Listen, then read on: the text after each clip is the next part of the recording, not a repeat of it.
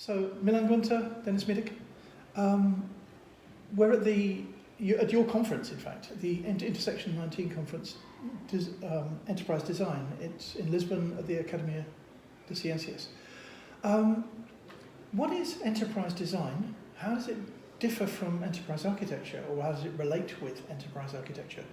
And how can we get them to work together? Well, first, thanks for being here, Tom, and thanks for asking this question. So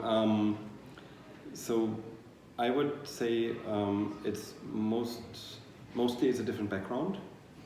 In the origins are different. So enterprise design is coming out of design, in the sense of industrial design, experience design, service design. So designing things for people, which is something that we also do in architecture.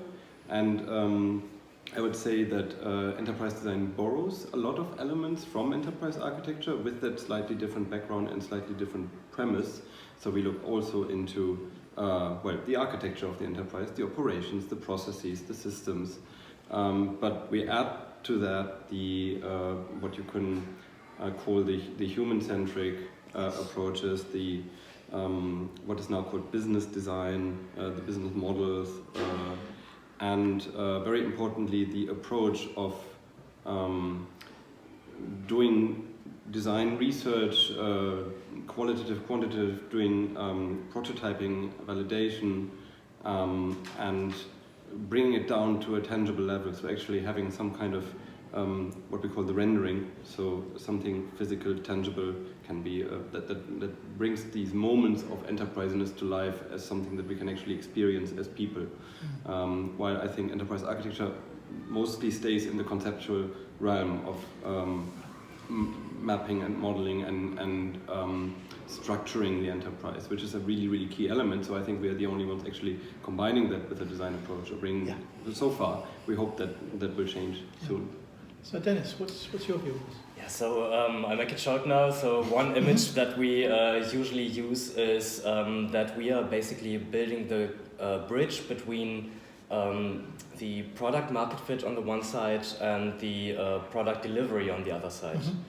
And enterprise design helps you with understanding your customer relations on the one side and your operations on the other side, and makes it fit into one coherent picture. That's great, yeah. So my experience of it is that it's the structure, that very simple framework that you have, that I'll patch into the video at this point.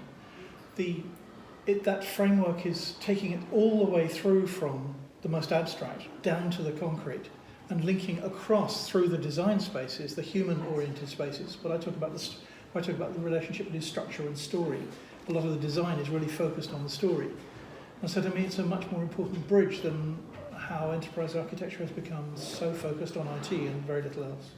So that's a really important distinction, the reason why I'm here at this conference. Yes, I would agree with a but. I think we find a lot of very, very valuable thinking and approaches and methods and maps and tools coming from the enterprise architecture space. And we have a lot of practitioners of enterprise design coming out of the enterprise architecture space. Yeah. So I would agree that we often find it to be limited in practice in many enterprises. But on the other hand, there's a wealth of knowledge and approaches that we try to connect to with our work. That's great. Thanks very much, both. Thank you.